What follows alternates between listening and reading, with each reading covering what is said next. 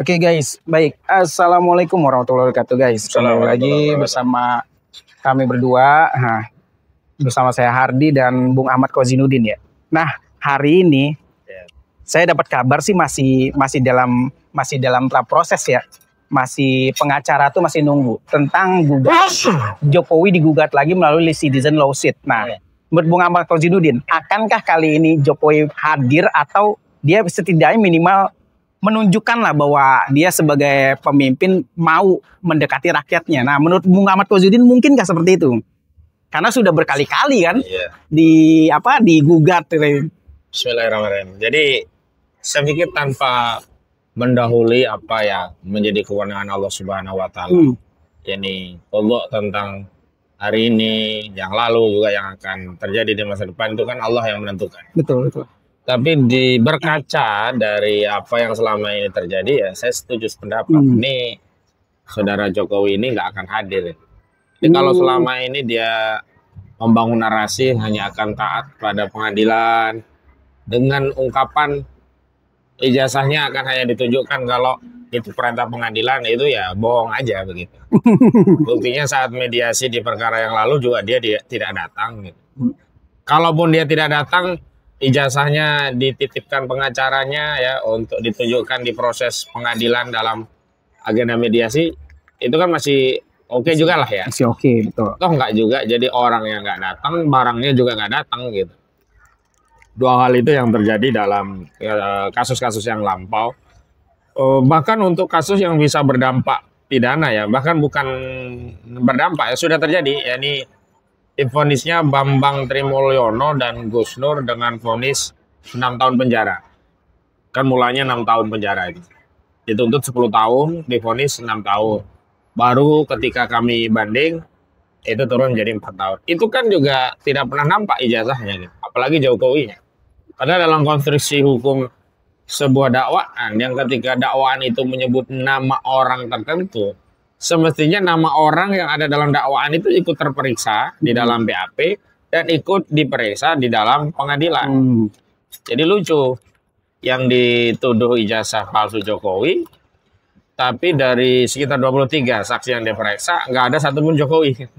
Hanya orang-orang yang demo, sekolah SD, SMP, SMA, dan orang-orang yang dianggap teman Jokowi dan seterusnya. Padahal karena persoalannya itu adalah ijazah Jokowi dan Jokowi itu menjadi korban, kan wajib hadir itu. Itu saja yang pidana nggak datang, apalagi cuman perdata yang hari ini sedang digugat lagi di Pengadilan Negeri Surakarta dengan pendekatan citizen lawsuit atau gugatan yang dilakukan oleh sejumlah individu untuk kepentingan publik. Gitu. Jadi memang saya menduga bahkan meyakini nggak akan datang nih. Itu dari sisi presiden. Yang kedua dari sisi karakter. Kan kalau saya sebutkan Jokowi ini kan pengecut. Ya. Jadi kalau orang pengecut itu dia hanya berani dari jauh, nggak berani ketemu langsung. Misalnya dia hanya berani menuduh ada orang besar, tapi kita kejar untuk tunjuk hidung siapa orang besar itu juga nggak berani. Dia berani melaporkan pencemaran, tapi begitu muncul 5 nama dan berkembang menjadi 12 nama, ditanya oleh media siapa sih yang dilaporin, gitu nggak muncul juga. Nah, dia hanya membangun narasi, saya kan hanya melaporkan peristiwa bukan orangnya begitu. Padahal kalau dalam konteks tuduhan pencemaran terhadap nama ya harus jelas siapa orang yang menuduh itu, siapa yang dilaporkan melakukan pencemaran. Jangan pula kemudian melempar tanggung jawab untuk menyebutkan nama itu pada penyidik, seolah-olah nama-nama yang muncul dalam proses penyelidikan itu adalah rekayasa penyidik, bukan dari soundingan atau laporan dari orang yang merasa menjadi korban dalam kasus ijazah palsu di Polda Metro Jaya. Nah, yang dilaporkan Joko Widodo di 30 April. Jadi pertama dari presiden nggak akan datang, yang kedua dari karakter dia pengecut juga akan datang, yang ketiga dari dampak implikasi. Dia paham dampaknya, implikasinya. Kalau dia hadir, dia akan mendapat kritikan banyak orang. Banyak orang dalam pengertian, kalau dulu dia itu ibaratnya ya dicintai rakyat. Betul. Datang kemanapun dia mengesankan ya, dicintai rakyat ya. Banyak yang datang, banyak ini. Tapi kalau di pengadilan mana ada yang datang itu dalam rangka dukung dia? Justru mungkin banyak orang nunggu-nunggu. Mohon maaf, seperti Yakut Khalil Komas ikut hadir di KPK bukan ngawal Yakut tapi apa? Maki-maki. Woi, bajingan Yakut. Rokok gue.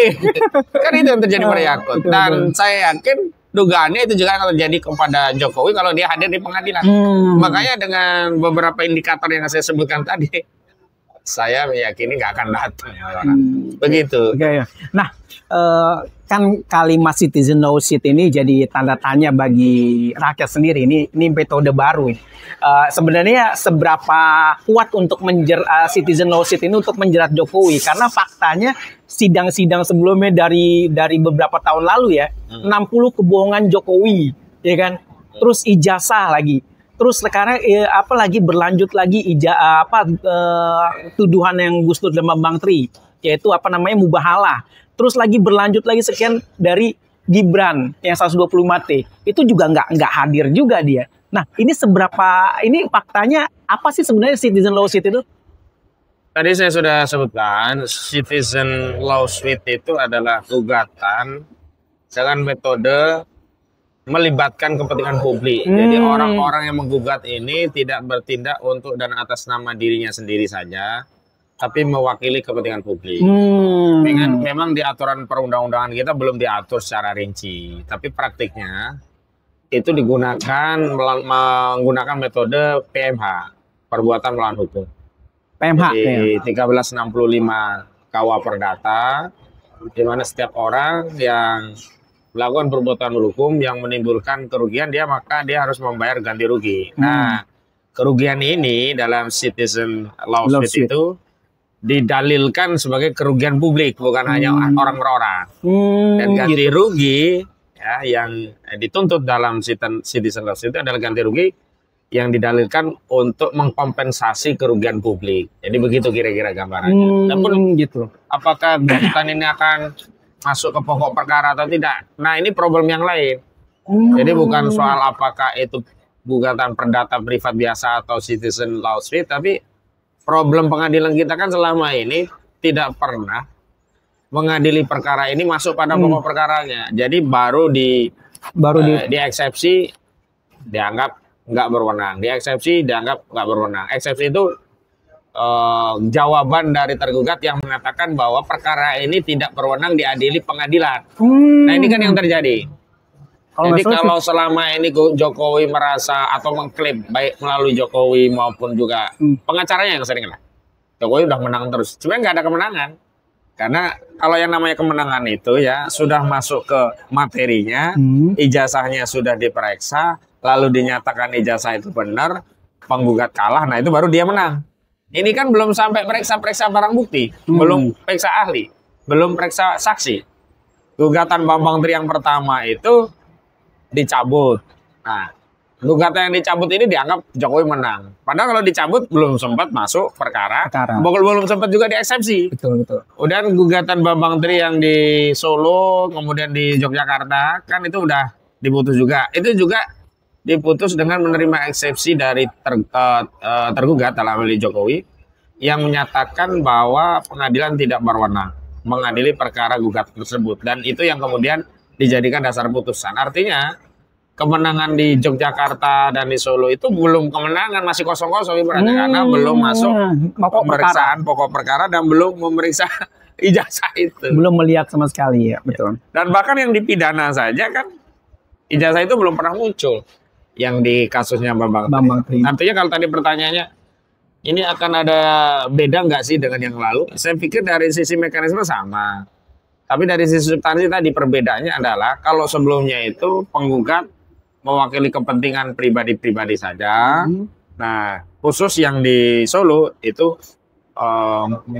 penggugat mendalilkan mewakili kepentingan publik yang dirugikan oleh kebijakan-kebijakan yang dikeluarkan oleh sejumlah pihak yang digugat. Karena masalah ijazah palsu itu lama, membuat masyarakat rugi, tapi kok nggak pernah diklarifikasi dengan menjelaskan, ini loh udah biar selesai gitu. Baik oleh UGM, baik oleh pihak-pihak terkait termasuk Jokowi selaku pemilik ijazah itu sendiri. Sampai kan bahasa masyarakat itu jangan-jangan Jokowi ini baru akan menunjukkan ijazahnya kalau nanti di pengadilan akhirat. Ya, atau saat ditanya Rokit Atid, mana ijazahmu? Ini Rokit, ini Atid ya, baru begitu. Tapi kalau yang nanya sekelas hanya Gus Nur, Pak Bangkri, Egy Sujana, Rizal Fadila, kalian nggak berwenang. Abaikan. Nggak berwenang. Oke, Bung, berkali-kali memang ditolak,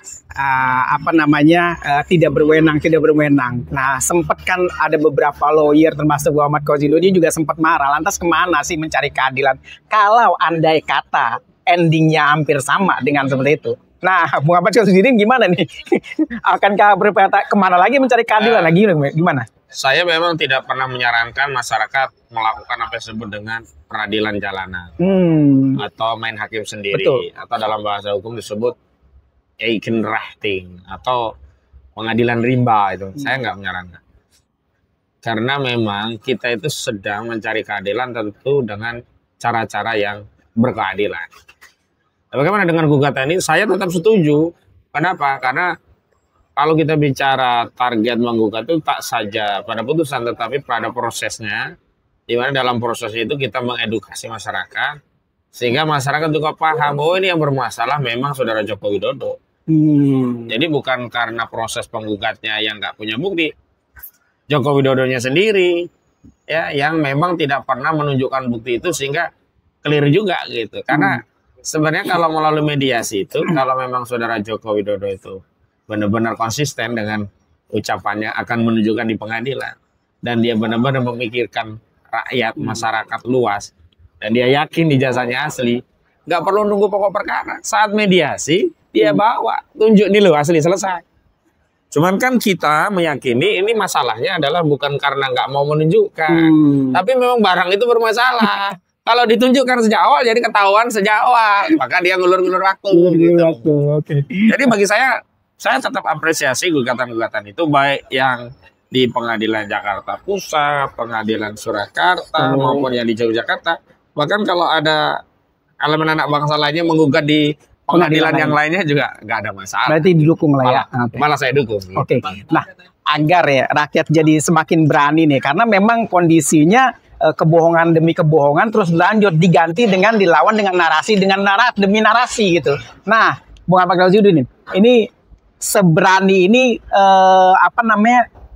sarannya biar berani kayak Bung Ahmad Koziludin ini gimana sih rakyat? Saya kira ya banyaknya gugatan ini saya sudah membaca masyarakat sudah berani. Udah mulai berani. Karena dulu mana ada presiden digugat dulu. Nah, sekarang ketika dimulai ada yang menggugat, sekarang sudah menjadi biasa, alah gugat aja. Walaupun konteksnya sekarang Jokowi sudah mantan. Betul. Tapi Gibran kan masih wapres. Gitu. Jarang-jarang. Bahkan nggak ada sejarahnya di kita pejabat presiden atau wakil presiden masih menjabat digugat oleh rakyat, yang belum ada. Mulai ada itu di era Jokowi. Dan sekarang menjadi biasa. Jadi dari sisi itu kita bersyukur, artinya apa? Ada peningkatan lah ya. Masyarakat sudah teredukasi, sudah paham hak, kewajiban, dan tanggung jawabnya dalam bernegara. Bahkan punya kepahaman ada hak hukum yang bisa dituntut melalui lembaga peradilan. Sehingga mereka mengambil upaya untuk mengambil hak hukum mereka melalui lembaga peradilan. Lalu keberanian macam apa pula atau apalagi yang diharapkan, yang diinginkan? Saya kira sederhana saja, kita itu tidak dituntut berani menonjokin orang 10 di depan publik, bukan. Atau berani bawa pedang, babatin orang, enggak seperti itu. Keberanian kita sederhana, bicara tentang apa? Kebenaran. Bicara tentang apa? Mengkritisi yang enggak benar. Kan sebenarnya sederhana. Ada fakta nggak benar, ada kita kritisi, udah itu aja. Karena begini, kalau fakta-fakta yang nggak benar ini, misalnya kebohongan ya, didiamkan nanti dianggap benar, dan nanti ke depan masyarakat ini sudah kebingungan yang benar mana sih, yang salah benar. Jadi salah benar menjadi rancu. Dan kalau sudah begitu, kalau dalam bahasa agama kita nggak bisa lagi membedakan halal haram, dan orang kalau nggak bisa membedakan halal haram sudah rusak. Artinya ya bisa dikatakan semua bagi dia adalah keharaman. Karena nggak ada dibedain lagi. Dan dalam konteks amal kita ini kan nggak boleh beramal sampai tahu status hukumnya. Apakah wajib, sunnah, makruh, halal, haram, gitu kan. Tapi dengan diamnya kita terhadap sesuatu yang haram, misalkan kezoliman, itu sama saja kita menghalalkan kezoliman itu. Jadi orang makin jadi bingung. Sebenarnya zolim itu halal atau haram sih? Atau bahkan wajib? Kalau sampai masyarakat menyimpulkan zolim itu wajib, orang berlomba-lomba berbuat zolim. Biarinlah, yang penting gua dapat duit. Ini kan yang merusak. Sekali lagi saya pikir kita sudah mengapresiasi ada peningkatan keberanian di tengah-tengah masyarakat. Namun sekali lagi bahwa konteks kebenaran yang harus kita tingkat itu bukan keberanian fisik ya, atau berani bertarung berkelahi, bukan, tapi keberanian untuk menyampaikan kebenaran. Kalau bahasa agama ini kulil haq walau kana murad. Jadi ya, katakan yang hak, yang benar walaupun berdampak pahit atau akan ada orang yang nyinyir. Paling banter kan kalau di sosmed dinyinyirin, diledekin, dicela, difitnah, biasa. Sekarang begini, jangankan kita yang terlalu banyak dosa, banyak salah. Sosok Nabi kita Muhammad SAW yang maksum saja ya dinyinyirin. Diangkat, dinyinyirin apa? Tukang fitnah, tukang adu domba, tukang sihir, pemecah belah. Itu kan cara-cara orang nyinyiri Rasulullah SAW. Ya, kita berkaca begitu saja. Jika pribadi yang maksum seperti Rasulullah saja dinyinyirin, apalah kita. Jadi biasa saja ngadepin nyinyir. Yang penting terus berani menyuarakan kebenaran. Gitu. Iya. Nah, memang bersuara dalam kebenaran itu bukan berarti harus ada backing. Nah, cuma di pikiran masyarakat ini kok orang ini semakin lama semakin berani, karena asumsi itu dibangun terus-menerus ketika sebelum media sosial hadir gitu kan. Nah, termasuk Presiden Jokowi juga sendiri sudah menuduh atau mencurigai di Detik juga. Siapa sih backing isu ijazah yang curigai Jokowi? Nah, adakah sebenarnya backing sesungguhnya itu, Pung? Backing dalam pengertian bahwa setiap orang ketika beramal itu punya motif, punya tujuan, ya pasti ada lah. Dalam pengertian misalnya. Jadi ada backing. Backing kita ya Allah. Tujuan kita mencari ridha Allah. Kenapa kita sebut backing kita Allah? Karena kita meyakini kalau kita melakukan apa yang Allah perintahkan, atau bahasa yang familiar itu kalau kita menolong agama Allah, pasti Allah tolong kita. Ya ayyuhalladzina amanu in tansurullaha yansurkum wa yusabbit aqdamakum. Ini kan sama aja deklarasi backingan ya dari Allah kepada orang-orang yang mau menolong agama Allah. Bukan karena Allah lemah, maksudnya adalah kita mau berjuang untuk mengemban misi Islam. Itu sudah jelas Allah yang backingi. Allah yang akan nolong. Yang nolong, backing itu kan orang yang akan membackup, menolong kan. Betul. Kemudian apa tujuan? Ya cari ridho, cari pahala dari amal kita. Tapi kalau yang dimaksud Jokowi kan bukan backing seperti itu. Tuduhannya itu terkait backing, misalkan yang akan ada yang mendanai, ada yang punya motif politik, ada yang mengarahkan, kemudian orang tadi punya tujuan yang lebih luas, bukan sekedar ijazah palsu dan seterusnya. Nah, ini yang nggak benar. Harusnya kalau iya tunjuk aja, agar apa? Terpisah mana yang ada motif seperti itu, mana yang enggak. Kalau hari ini kan semua digeneralisasi oleh Jokowi, seolah-olah semua yang mengkritisi ijazahnya juga ijazah anaknya itu punya backingan dalam pengertian negatif tadi, bukan backingan dalam pengertian yang positif. Kalau yang saya sebutkan yang awal tentang ada Allah di belakang kita yang pasti menolong siapapun yang menolong agama Allah. Artinya kalau kita amar ma'ruf nahi munkar, Allah pasti menolong kita, karena amar ma'ruf nahi munkar itu bagian dari menolong agama Allah. Bukan seperti itu. Kalau backingan seperti ini, kita nggak ada masalah. Bukan dituduh, kita memang melakukan itu gitu. Tapi kalau yang kedua, yang ada pendana, ada motif politik, ada tujuan yang lebih luas daripada ijazah, saya kira Jokowi harus sebut nama biar nggak melebar. Siapa orang sebut saja. Tinggal sebut saya aja. membuat ilustrasi kalau di media, kalau Aguan, kalau Antasari, kalau SBY gitu. Kalau enggak, ya berarti ini kan mengedarkan tuduhan kemana-mana gitu. Jadi setiap orang yang mengkritisi ijazah dari saudara Joko Widodo atau Gibran dituduh ada backingan. Dan backingan itu konotasinya negatif. Itu yang harusnya tidak boleh dikatakan. Tapi ya biar sajalah, karena memang kemarin saya sebut di sebuah media, Jokowi itu baper dan latah.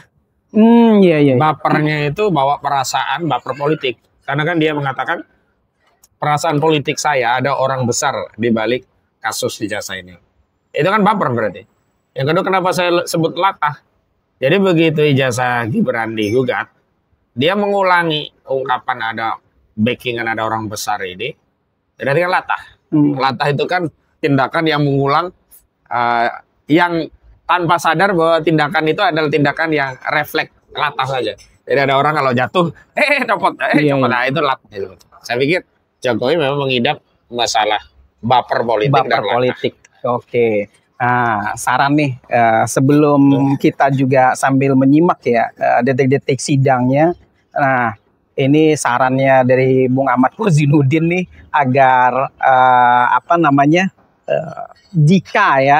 jika sekali lagi jika sidang ini sama seperti yang sudah-sudah, jadi mungkinkah rakyat atau mahasiswa atau rakyat elemen masyarakat lainnya rame-rame mungkin ya ikut menggugat juga dengan mekanisme yang ada gitu? Saran saya terus ya lakukan amar ma'ruf nahi munkar sesuai dengan kapasitas dan kapasitas dan keahlian yang kita miliki masing-masing. Peran kita apa sih di tengah-tengah masyarakat ini? Kalau lawyer ya memang perannya bisa gugat silakan. Kalau yang lain setidaknya yang pasti semua bisa itu bersuara. Nah, bersuara ini yang saya harapkan tidak boleh ada lagi yang ragu, takut, khawatir kalau menyatakan kebenaran akan ABCD. Karena justru musuh terbesar kita itu adalah keraguan kita, ketakutan kita, kekhawatiran kita. Makanya di Al-Quran itu menarik itu. Ujian yang pertama itu bukan kematian atau penjara, tapi ketakutan. Walanabluwannakum bisyai'im minal khauf. Ya, dan akan diuji itu ya orang-orang itu dengan sesuatu dari apa? Al-khauf, ketakutan. Walju baru kelaparan. Jadi orang kadang-kadang kalau udah takut ya apapun nggak bisa jalan karena udah takut. Bisa takut lapar, belum lapar dia udah takut lapar. Takut mati, belum mati tapi dia takut mati. Takut di penjara, belum di penjara. Bahkan nggak ada penjara, nggak ada mati, nggak ada lapar. Dia udah ketakutan. Karena ketakutannya dibangun sendiri ya. Dibangun sendiri dari pikiran-pikiran negatif itu. Makanya jangan suuzon kepada Allah. Maksudnya begini, kalau kita membangun asumsi yang itu berdampak kepada kekhawatiran tadi itu kan sama suuzon.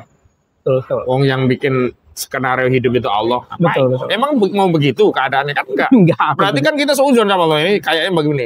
Lalu ada yang berdalil, ini kan analisa jaga-jaga. Analisa itu kalau isinya kayak gitu bukan analisa itu. Itu mencari dalih untuk melegitimasi ketakutan. Bukan analisa. Intinya mah takut. Tapi membuat rangkaian analisa seolah-olah ketakutan ini menjadi legitimate, berdasar gitu. Padahal dasarnya bukan itu. Makanya jangan sekali-kali suuzon sama Allah. Harus husnuzon. Husnuzonnya apa? Oh, kalau kita menyuarakan kebenaran, backingan kita Allah. In tansurullah yang surkum wa yusabit. Demikian. Oke, baik guys, ya mungkin saja ya dengan kasus-kasus yang terjadi seperti kasus di Rempang eranya Jokowi, kasus Kanjuruhan di eranya Jokowi dan segala macam ya mungkin ketika rakyat sudah mulai berani bersuara ya mungkin bisa jadi ya mekanisme hukum akan diajukan kembali oleh rakyat dan semoga ya ini menjadi pencerahan juga ya dan semoga tampil juga rakyat-rakyat yang semakin berani dan semakin kritis. Ingat, bersuara bukanlah sebuah kejahatan. Yang kejahatan itu adalah koruptor, maling, apalagi malingnya triliunan. Sekian guys dari kita berdua dari Ujung Negeri Anta Beranta bersama saya Ardi dan Bung Ahmad Kozinudin. Dan wassalamualaikum warahmatullahi wabarakatuh. Waalaikumsalam.